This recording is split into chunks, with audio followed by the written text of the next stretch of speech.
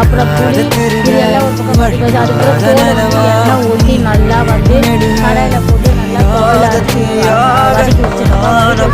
ரெண்டு அதுக்கப்புறம் நம்ம எண்ணெய் கடாயில் எண்ணெய் ஊற்றி கடுகு போட்டு அதுக்கப்புறம் நம்ம அரைச்சி வச்சு துவையல் எடுத்து ஊற்றி கொஞ்ச நாள் 20 நிமிஷம் சூடாகணும் சொல்லி டிச்சில் இறக்கி வச்சு சாப்பிட்டா செம்ம சூப்பராக இருக்கும்ப்பா. செம்ம டேஸ்ட்டாக இருக்கும். உங்களுக்கு பிடிக்குன்னா மறக்காமல் சொல்லுங்கள். இது உடம்புக்கு ரொம்ப நல்லது. நம்ம ரசத்துக்கு கஞ்சி சாப்பிட்டு தயிர் சாப்பிட்டு எல்லாத்துக்கும் வச்சுக்கலாம். உடம்புக்கு ரொம்ப நல்லது. நார்ச்சத்து அப்புறம் வந்து அது பேருக்கு வந்து நீர் சத்து ரொம்ப நல்லது உடம்புக்கு. நீங்களே வீட்டில் ட்ரை பண்ணி பாருங்கள். ட்ரை பண்ணி தான் மறக்காமல் எப்படி வந்துச்சு மறக்காமல் கமெண்ட். Next video bye. என் பையன் சொன்னால் சூப்பராக இருக்குது அப்படின்னு சொன்னான்.